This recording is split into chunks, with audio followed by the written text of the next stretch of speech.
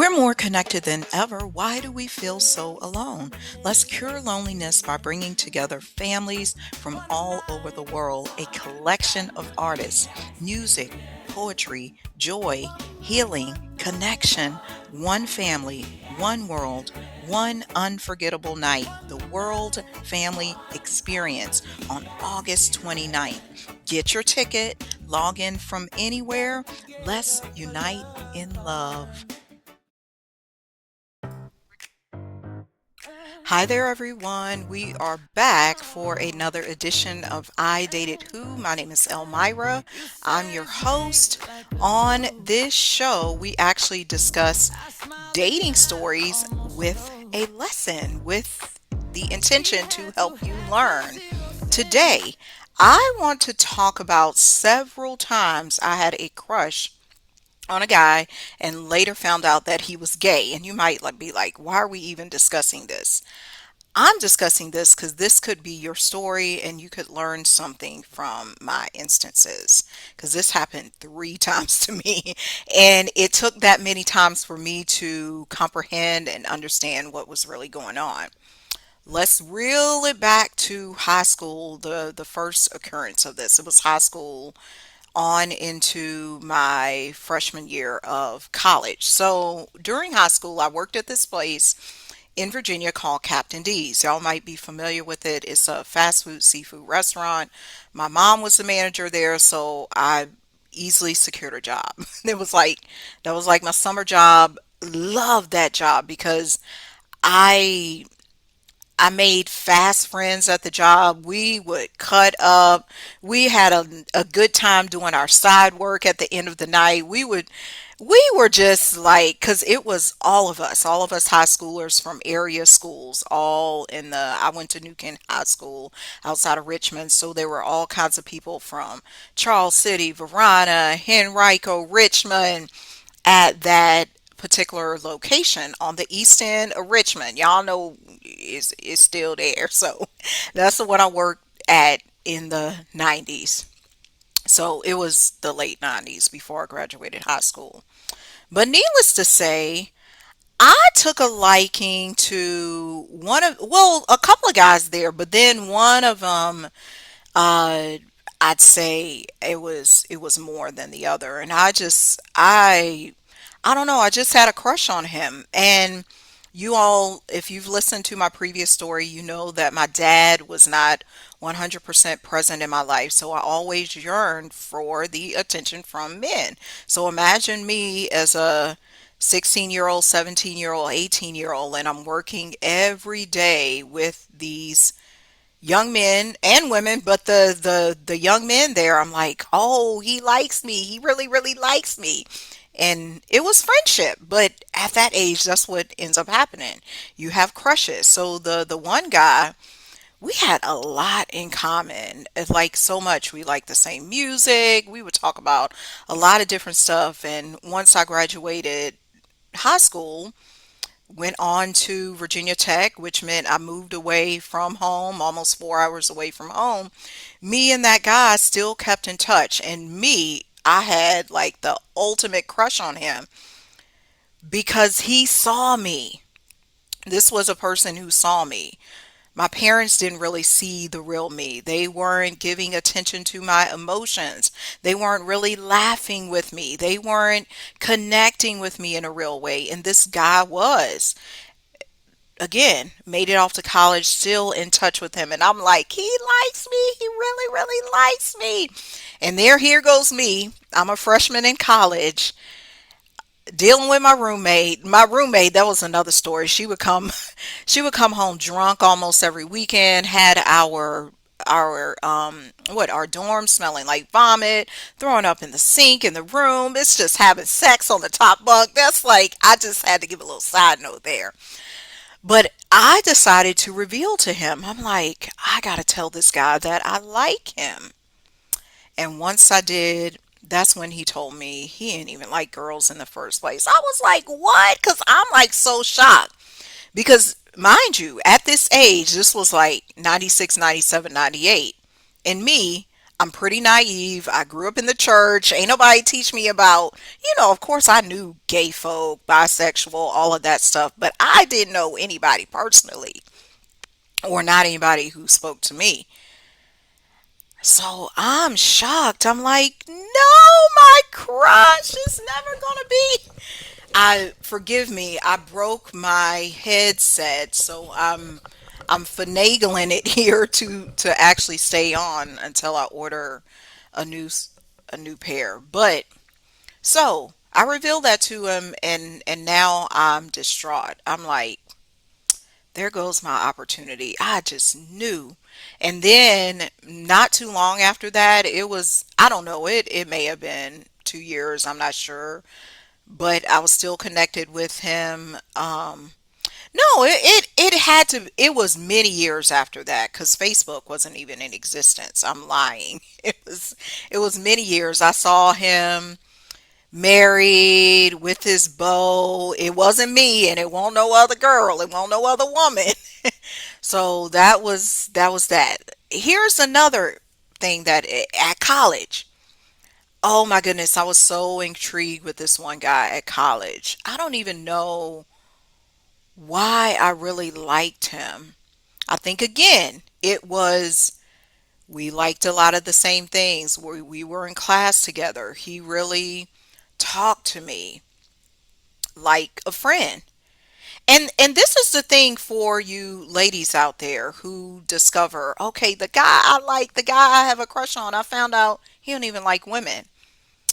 Some of that is a protection, and that's what it was for me. I was protecting myself from being too vulnerable. It was safe. I didn't know this at the time, but it was more of a subconscious thing. I was not ready to really be in a relationship because I had this deep fear of abandonment. Mind you, my dad left, my parents split up, I was emotionally neglected. So all of that was going on in the background. I didn't have the words and the language for it then, but I knew internally, I knew. So ultimately, I selected men who I knew I wasn't even going to be in a relationship with and had to truly connect my heart with. This is why I was going for the gay men because I knew I could keep them at a distance. So this other guy at college, I took a liking to him. We even got selected to do this PSA together. It was an acting gig. I still never saw that acting gig. I'm like, I want to see it because we had to go to this location where park bench and we were girlfriend and boyfriend. And I'm like, yes, finally I get my chance with him. Little do you know. And it wasn't till after college that I found out that he was gay. Because he even pledged Alpha Phi Alpha during college. And I'm like, uh-oh, because you thinking while you're in school, you're like, this is something I learned later too. You're thinking all of the men in fraternities are so macho, they're into women, they're bravado and stuff like that. But that's a no, no, no, no, no. A lot of those men are not even into women. Just you name the fraternity and they not even into women. I know this because one of my cousins is alpha. I'm not saying anything specifically about them, but I'm just saying I know some of the stuff firsthand. And when I found that out, I was like, "What? Him too?" I'm like, "This is I'm down for the count." Okay, let me tell you about the third guy. So the third guy, he was in my friend group at college, and I should have been clued off to this because he hung around a lot of women. Like he had a lot of female friends, but you never think anything about that. You're just like, he likes both men and women as friends. What's the big deal about that? But of course, I ain't learned my lesson from the first two. And I just was crushing on him the whole time. He's tall, cute. I just would. I used to crush on a lot of guys because I was too afraid at that time to open up my heart.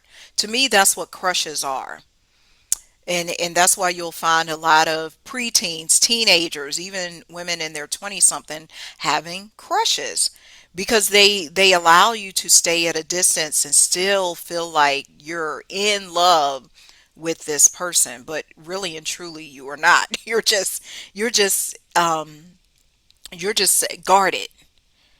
Your heart, what do they call it? Emotionally unavailable? That's what it was. You're guarded because that's the reason you had a crush. I even remember, I will get back to the story of this guy, this other guy from college. But I even had a crush on one of the Smollett brothers from that show. Y'all remember the show? It was something called like On Our Own or something like that. They all have been adopted or foster children of this man. That's Journey Smollett, Jussie Smollett, all of them were in the show, but I like the guy. Now, this was like eighth or ninth grade or something. I like the guy with the locks. I think his name was Jojo, if I'm not familiar, if I'm remembering correctly. I even wrote that young man a letter. I found out, okay, where's the fan club? Where's this place? Where's the TV show? I got to write him a letter. I just had a crush because, again, I was in my adolescence and my teenage years. I was really trying to explore my emotions and get this stuff out, and it wasn't happening at home. But I still had this desire. I'm a very sensual person, I'm a very affectionate and loving person. And when you're in a home where that is not being displayed, you have to find avenues, you have to find outlets. That's where music was so good for me because I was able to express myself through music. I was always singing songs, I was always making up songs, performing songs, doing that kind of thing. I was in the band. That's what led me into massage therapy years later because of that aspect of myself. And these crushes were all about that. Me just this ultimate desire.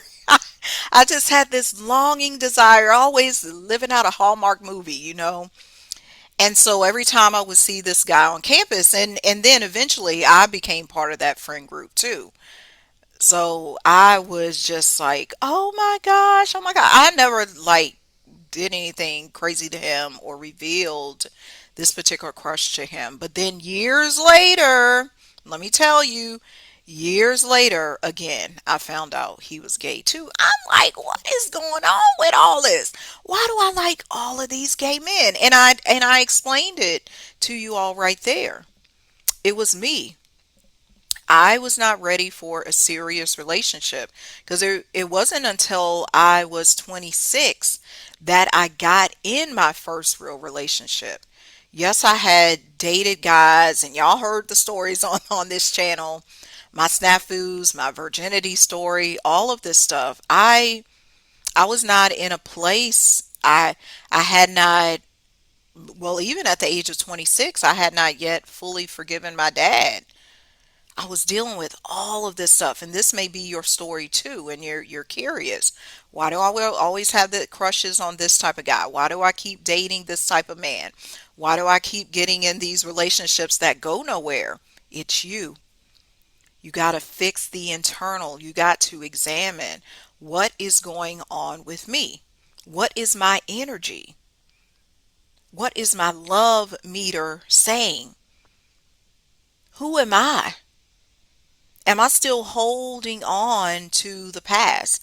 Am I still blocking myself off? Or is my heart open to a man who truly desires me, not a man who want another man? Like, that don't even make sense, right? So when we do that, all we're saying is, let me go after something that doesn't even want me because I know I'm not even going to get it. You see what I'm saying? And that's what ends up happening. It's a it's a subconscious thing. When I saw the pattern, it all made sense to me. None of those men were bad people. They were excellent people. That's why I liked them. That's why they liked me. That's why we formed some type of bond. They were compassionate, they were caring, they were everything that I could want in a partner, but they just were not interested in me. It was not a match, as they say on Pop the Balloon. It was not a match. And I had to become comfortable with that, knowing it was not a match. That was the lesson for me, because I never, in any of those circumstances, did I feel tricked or anything, because neither of these men were coming after me and saying, "Oh yeah, Elmira, I want to date you, I want to be with you." It was more me having a crush on them. They didn't know anything about it. Maybe they could feel it. Oh, maybe Elmira likes me or something, but I know I don't like her back, kind of thing. But nothing against them, because they weren't, because I know there are some instances where gay men will pursue a woman they know they not even going to be in a relationship with, because they're not being honest with themselves, because that's another one of these lessons. You have to be honest with yourself. If you know you do not want to be in a long-term relationship with this person, or you know you're only dating this person for fun, or you know you only want to this to be a summer fling, let the person know. Don't leave them hanging and thinking it's more than what it actually is. And that's why I'm so thankful the first guy, the one I met at Captain D's, informed me. He could have easily led me on, because he was away at school, I was away at school, it was all of this, and he could have easily said, "Oh yeah, I can I can string her along, I can do this, I can get her to send me gifts to college. I can." He never did that, and none of them never did that, and that's one thing I'm grateful for. I learned, I grew, I mastered my emotions through these situations. Plus, it gave me more love and appreciation for the LGBTQ community, because even when I was singing in my group, we did a lot of work with different people, different organizations. There was a HIV organization in Richmond, Virginia that we work closely with. I even performed at a gay club. I performed at a gay church. Yes, it was strange because here I am, the only, like one of the only heterosexual women in the room, and I still had to do my job, my gig, get on the stage and sing, Elmira. But it gave me a new love, a new respect, a new wisdom about the community. Ain't nothing wrong. They just people. They're just people like all of us. Just like God made us all. How the song go we used to sing in church? Red and yellow, black and white, they are precious in His sight. Jesus loves the little children of the world. There you go. It's everybody. Love. That's what I'm about. Love. I'm so appreciative for those situations, because I learned. That's how I'm a love wisdom guide right now. Because I've had all kinds of experiences. You can't say that my life has been bland. I ain't got no gray life. I got a colored life. Yeah, ask anybody. Now, most people may not think that, because I don't always share all of my business with everyone, but if it's out there.